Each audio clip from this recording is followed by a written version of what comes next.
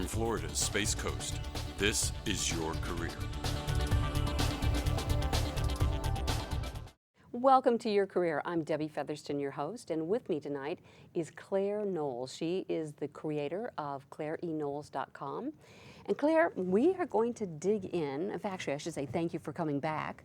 You're welcome. I am delighted to have you here, but this topic is very different than the first one, in my opinion, because it's focusing around women's issues and what are some things that women can do that can take their career forward, right? Yes. Now, it's really a unique position that you find yourself in, Claire, that you can speak about women's issues over a period of time, several decades. And so I'd love to get you to tell us a little bit about what are some of the central themes or issues that you've seen? I'd love to. I have so much passion for this, Debbie. And you're kind when you say a few decades. It's been many.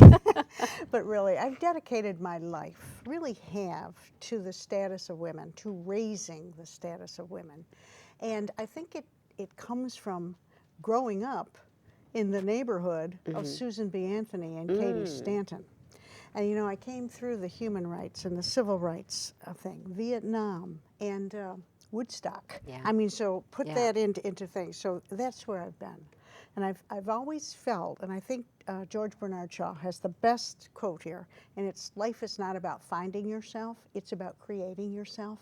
And that's who I am. I've had to create myself as I've moved through life in a long HR career into coaching and consulting and author and speaker, and here I am. So yes, I've seen women and I've been part of the movement, the entire part of the movement, and I call myself a tempered feminist. And that is simply because I believe in women, but I also believe in men. I believe in gender, creed, race, and that we all need to be equal and we need to be treated with respect. So that's where I start from. So yes, I have seen a lot. And let me share a little bit about that journey, okay? Because we're talking about women's I'm curious, issues. actually, what are some of the central issues that have impacted women's careers over this time, you know, that you've talked about? Oh, here's a few examples. I'll use myself. Okay, when I started out, okay, there were only certain jobs that you could bid on. Some jobs just weren't available.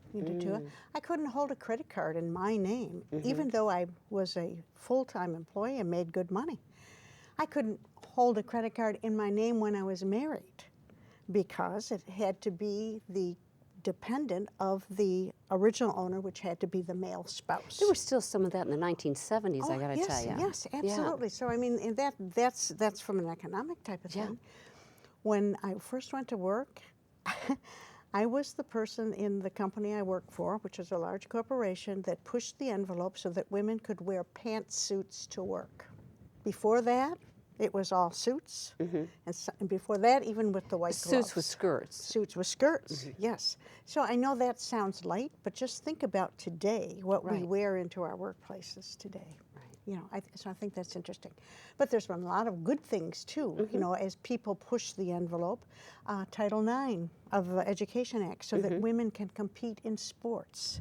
I mean, just think what that has done for us, you know, and I think the Equal Pay Act, though it has its drawbacks, it certainly has done a lot too.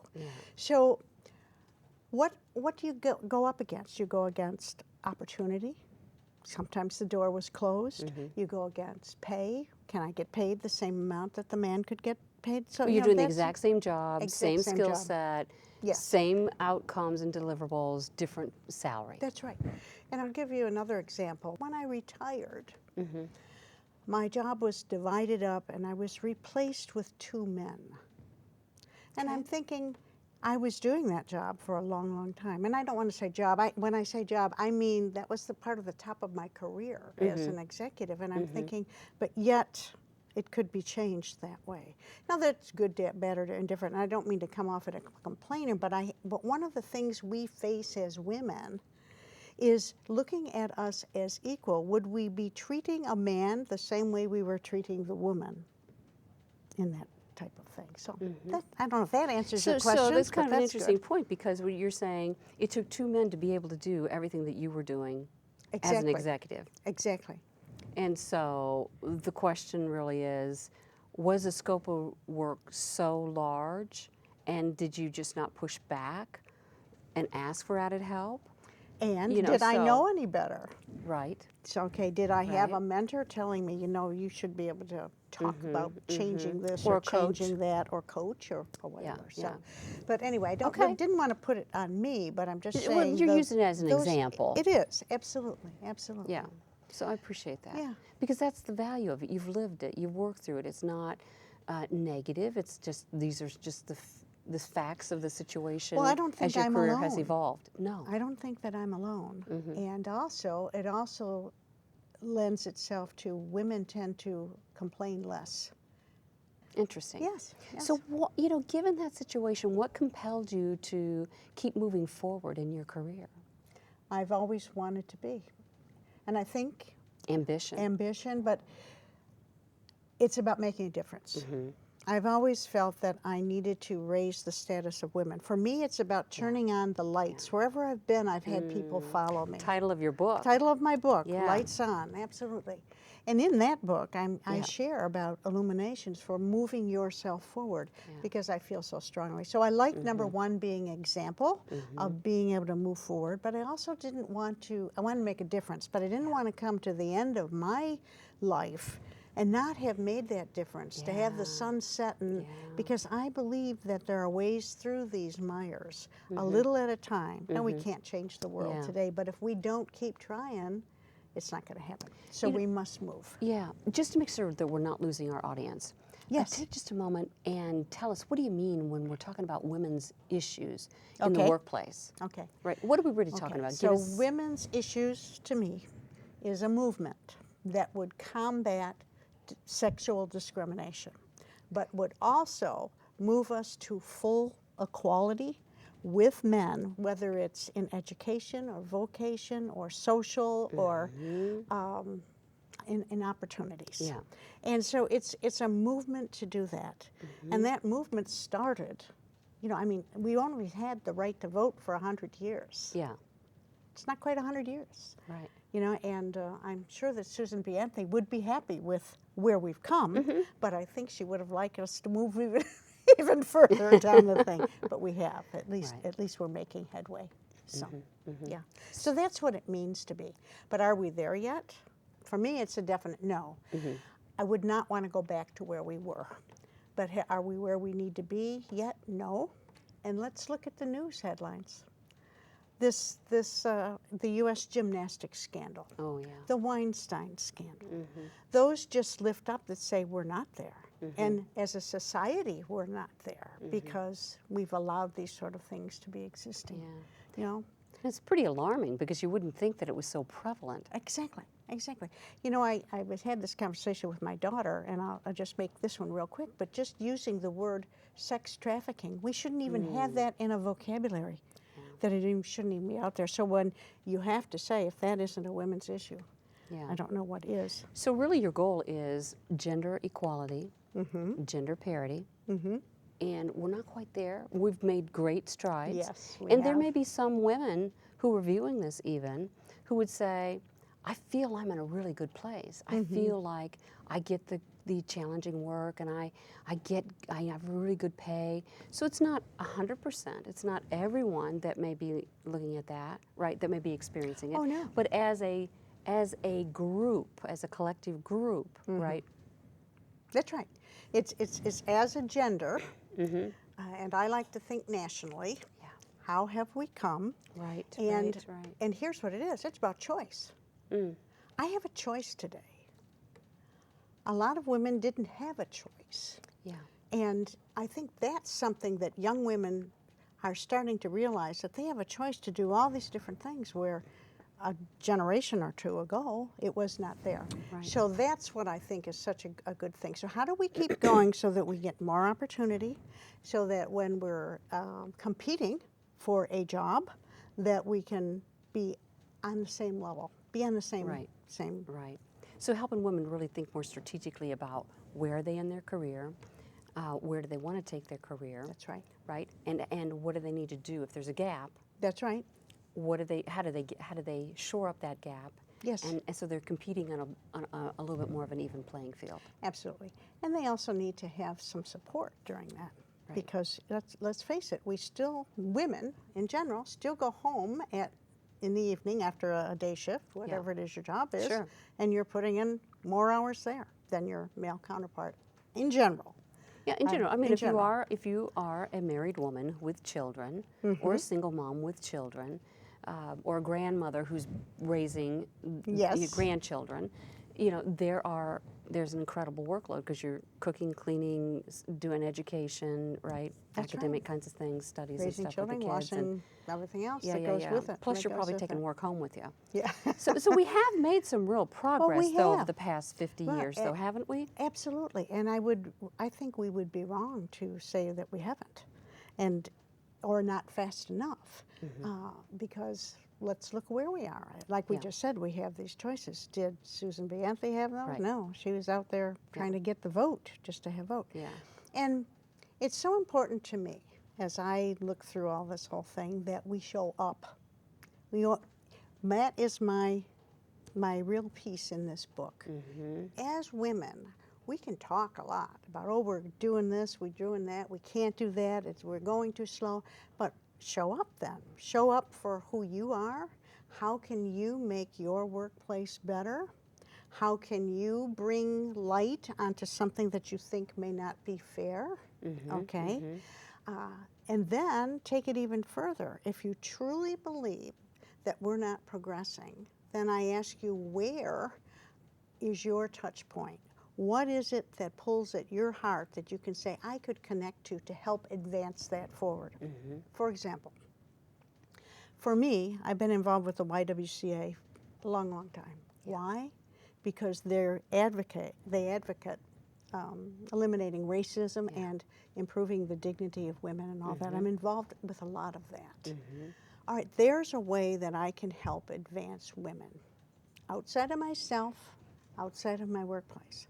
Right. I belong to New York State Women because I'm still a snowbird up there. And what do?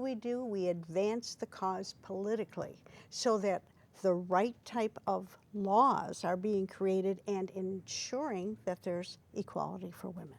That's what I'm talking about, going beyond yourself and finding something. And there's League of Women Voters, for example. Yeah. I mean, there's any number of organizations that are already working hard to advance the status of women. Right, right. And you can be part of that or not, but I always say if you're not helping, then don't hinder it. Yeah. Be neutral if nothing else, Indeed. You know, in So- preparing for this, discussion, Claire, I stumbled across a study Yes. from 2015, Okay. right? So that would be almost 3 years old already. Almost 3 years old. It's pushing 3 years old. It was a joint study that was done by McKinsey and Lean In, Okay. right? .org. And I think this study, I wrote down a few things because I'm not always great at remembering stats, but this was very powerful. And I think it really kind of gives us a snapshot of where women are in the workplace today. Share some of that. Let's So- the audience see this. The Yes. data that was revealed was that women are still not on a level playing field, right? That they're underrepresented at every level within the organization. The thing that was most striking to me is that they stated that 45% of the women were held entry-level leadership roles, and only 17% of women shared or held the C-suite roles, right? So still some real disparity, if you will. Absolutely. In terms of it. What was interesting is they said that the attrition for women is actually not a big issue.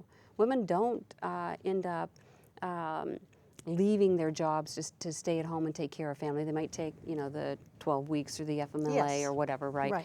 But they're not leaving. In fact, they have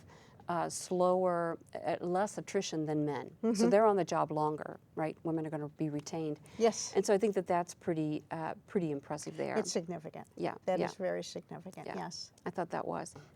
Because diversity is key, and I think most people would concur with that. They would say, yes, the more diverse our organization, the more interesting feedback we get, the more different approaches we get for how to problem solve and all of that, and different tendencies all come through. I think people generally would say that's true. The more diverse we are, the better we are. The stronger we are. Usually we end up with a better outcome, better product. A better product, better service. We don't have groupthink, we have diversity of thought, and then that challenges us to end up with a better, we look at things from different perspectives. That's right. You know, That's so right. I think that's the strength here of having the diversity. So, the one piece of data that really surprised me, and it may be more a reflection of how I think about things and think of myself as being, in the workplace. Yes. But 40% of the women believed that their gender had negatively impacted their career. And that could very well be true. I'm not going to argue with it. I'm not saying that wouldn't be true, but I'm saying I'm thinking about that and saying yes, that could be. It can be. Yeah. And you think why?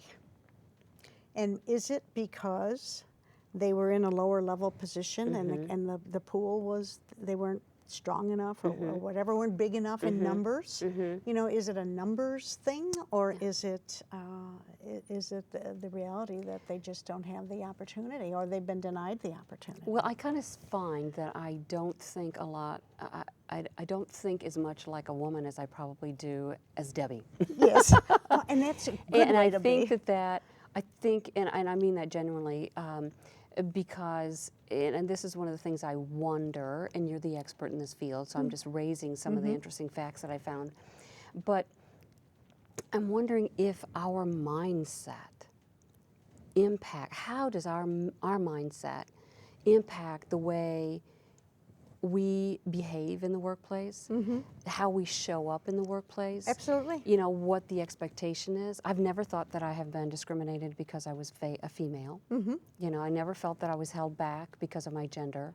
Well, you said it, Debbie. You don't think of yourself as going forward as woman. You're Debbie in the workplace. Well, I am a qualified, capable individual who brings talents and skills, and I'm not going to go for jobs I'm not qualified for. But we have expertise and experience. So I don't think of myself as being a gender. Right, because you're proactive in your own career. You know what it's going to take to move to a next position if you wanted to, whether it was more education or more experience, and you're willing to go out and do that. You're not waiting for someone to say, "Oh, pick her," or "Woe is me, they went over me again." Well, it's those sort of things that I think that we have to look at ourselves in the mirror as women, because we have to be proactive about where we're going or how we're going to go. And I want to leave our viewers with some tactics, maybe some strategies for dealing with certain kinds of issues. So I've jotted down a few different scenarios that I think that, and if there may be others that you think are more important, but finding their voice. I think women struggle with finding their voice in the workplace. What would you suggest there, Claire? I would ask why. Okay. What are some of the things that you see? Why can you not find your voice? And some of it is, I'm afraid. And it usually comes back to fear. What are people afraid of? And you have to be able to answer that question. Well, I'm afraid of failing. Well, most people are afraid of failing. So what would be the worst thing that could happen if you failed? I think you have to go through that, but it is a mindset, and it's not something that's, if you think that way, it's not easy to get out of that rut, but there are ways. So what would be comfortable for you to provide some feedback into a room? And one of the things I teach, and this is just a quick one here, is if you're afraid of saying something, but yet you have something to say to the room, preface it with something that is part of the mission statement, part of the values of the company. As I'm listening to this conversation and I think about our value for doing what's right, I think if you ought to really consider this. Do you see how that lifted you, and it prefaces it to a higher level. It ties and connects It it, does, to but- values in the workplace. But and it's hard for someone else to Yeah. say, nah, nah, nah, nah, because you just elevated it to something that you could pull, that the organization values, at least on paper. yeah, Yeah. yeah.